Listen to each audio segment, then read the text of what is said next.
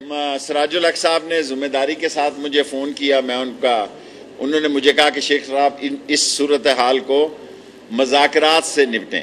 فضل الرحمان سمجھا شاید کوئی دوبارہ اس کی لاٹری نکلنے لگی ہے۔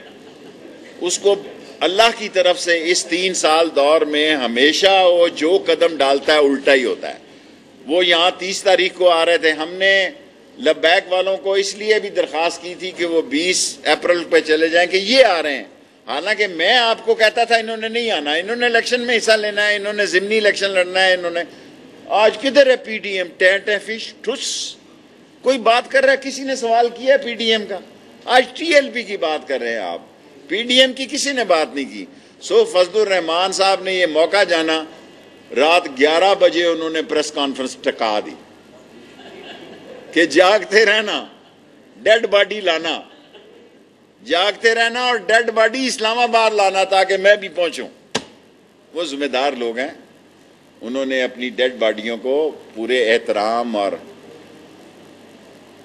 پورے اپنے آداب کے تحت تدفین کیا، اور یہ یہاں جاگتا ہی رہ گیا۔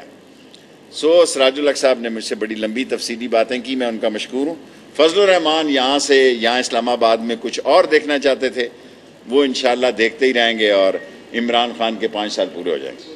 دیکھیں، ٹی ایل پی ایک پولیٹیکل جماعت ہے، اس نے الیکشنوں میں حصہ لیا ہے، وہ کراچی میں بھی حصہ لے رہی ہے، اس نے پنجاب میں تیسری بڑی پارٹی تھی، پولیٹیکل پارٹی تو ہے، اب آپ کے سامنے آپ یہ کہیں کہ میں یہ کہوں کہ پولیٹیکل پارٹی نہیں ہے، پنجاب میں وہ تیسری بڑی پارٹی تھی اس الیکشن میں، اور وہ پولیٹیکل پارٹی